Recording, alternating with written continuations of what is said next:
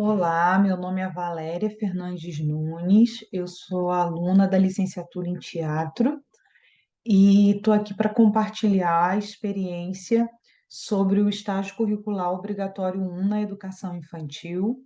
E eu tenho como professora orientadora, como tutora, a professora Nubiene Maria Lobato Cardoso de Freitas. O título desse paper, né, que aqui eu estou fazendo um vídeo para apresentar na socialização, se chama Jogos Teatrais na Educação Infantil.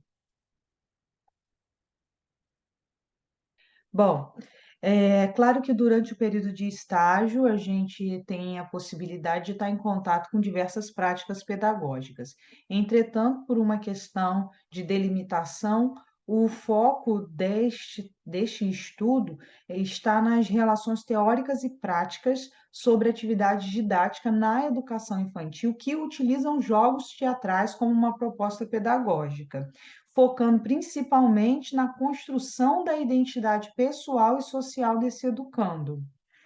Para isso, então, essa pesquisa ela está relacionada à área de concentração didática e metodologia do teatro, que visa o estudo de produções didáticas para a prática docente. Essa pesquisa ela é bibliográfica, de cunho qualitativo, em que, durante o período do estágio, nós observamos e investigamos jogos teatrais como proposta didática e pedagógica na educação infantil.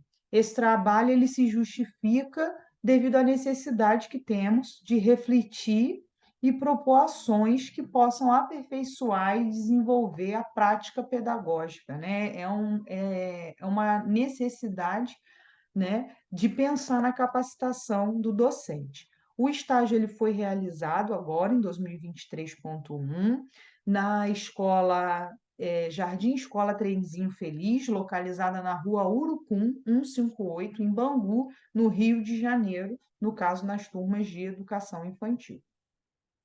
Temos dois objetivos, né? O nosso objetivo, digamos, principal é pensar no direito da aprendizagem e desenvolvimento na educação infantil desses educandos, de acordo com a Base Nacional Comum Curricular, a BNCC, especificamente, né, no que tange à construção de identidade. E, para tanto, nosso segundo objetivo foca em explorar atividades de dramatização em jogos teatrais em sala de aula. Então, a fundamentação teórica, inicialmente, ela tem um cunho na legislação brasileira que norteia, né, a educação, no caso a educação infantil. Então, primeiramente, vamos focar na BNCC e depois temos aí os jogos teatrais, que é uma proposta já desenvolvida por Viola Spolin. Agora começo a relatar a experiência. Nesse relato, eu gostaria de contribuir dizendo que foram observados vários jogos durante as aulas, né?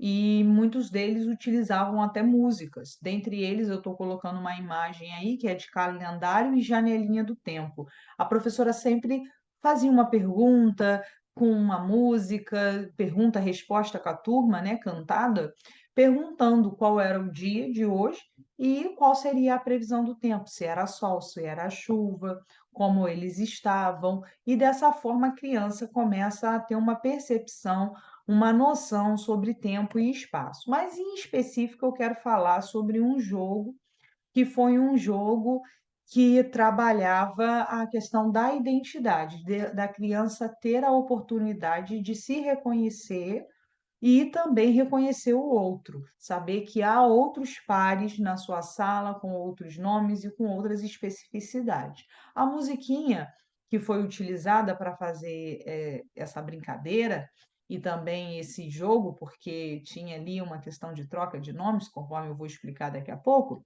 se chamava Se Eu Fosse um Peixinho. Os versos da música são: a canoa virou, pois a deixaram virar. Foi por causa da Maria, que não soube remar. Se eu fosse um peixinho, se eu soubesse nadar, eu tirava a Maria do fundo do mar. Nessa canção, o jogo consiste em trocar o nome Maria pelo nome de cada aluno, cada pessoa que está na sala. Essa substituição de nomes permite a identificação nominal dos colegas da classe, contribuindo assim para a construção de uma identidade individual e social.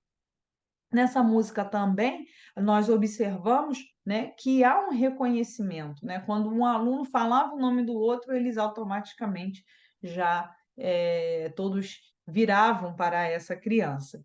E também nós observamos um processo teatral de dramatização.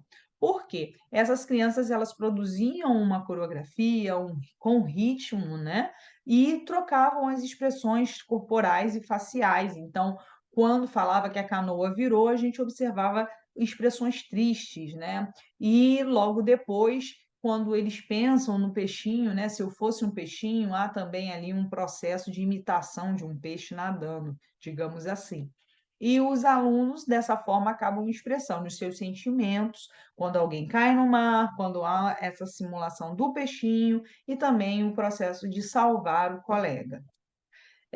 Também na turma havia um aluno com microcefalia e mobilidade reduzida, tá? E, a imagem não, por uma questão de ética, nós não colocamos o rosto do aluno, para não ter uma identificação, colocamos apenas descosta, mas para poder mostrar, né, que é necessário pensar também em adaptações.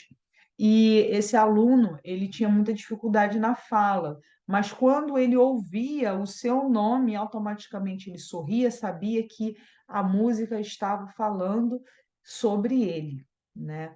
E, bom, logo para o professor que tem um trabalho seja na educação infantil ou em outras fases da educação básica, é necessário sim, pensar numa flexibilização, numa adequação dos recursos educacionais para atender a todos os alunos. E essa flexibilização, ela perpassa pelo currículo escolar e pelos recursos que a escola também disponibiliza.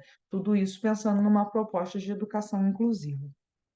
Dessa forma, então, eh, podíamos destacar vários aspectos que foram observados ao longo do estágio, mas focando nessa questão da construção da identidade, nós entendemos então que a construção da identidade, ela foi possível, né, era um dos nossos objetivos, analisar como essa construção se desenvolvia, e esse objetivo ele foi alcançado.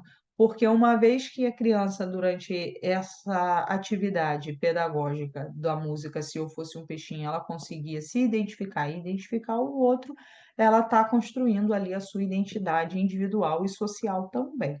O outro objetivo que nós tínhamos era analisar os jogos teatrais como uma ferramenta, né, didática em sala de aula. Também foi alcançado. Agora é possível pensar também nas adaptações necessárias para os jogos, para atender todos os alunos.